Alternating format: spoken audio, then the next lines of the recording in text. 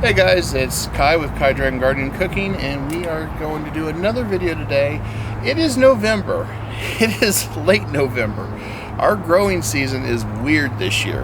Our last grow period we were supposed to have was around October 21st. It is now October 23rd, or I mean November 23rd. Why did I just say October? Anyway, so we've had an extra month of growing season, and we've had really good success on our peppers and tomatoes. But now we're finally at the part where it's going to get really, really cold for your plants at night, which has started to devastate our peppers and tomatoes, which, you know, I'm going to say this much. I think God has been good for us to give us that extra month, considering how bad the heat's been.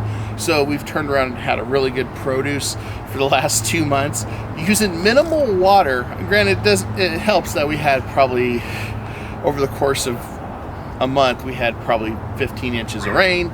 But at the same time, when it's not hot, the ground doesn't use that much water, so it's really good. So one thing I was going to bring up is we do have a freezing coming in. And these are our zucchini that are still producing, believe it or not. And we want to give them a little bit of a fighting chance for the next couple days before it gets a little warmer in the 40s for the lows and back in the 50s, 60s to try to get some more zucchini. It's a gamble. This is frost cloth.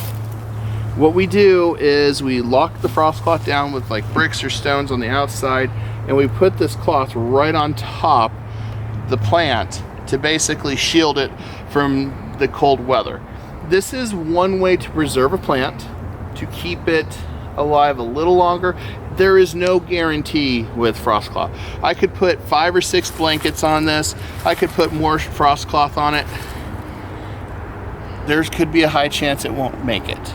So that's one thing you have to consider when you are looking at doing this. Personally, I still like to take the gamble, because if we can get another 2 weeks of squash growing on it, let's do it. Let's try it, because if you look at the prices in the grocery store, all it takes is a little bit of frost cloth that most people would have in gardening now at this point. Try it, see what happens, and that's it. So don't forget to like, share, and subscribe. Thank you for tuning in, and peace.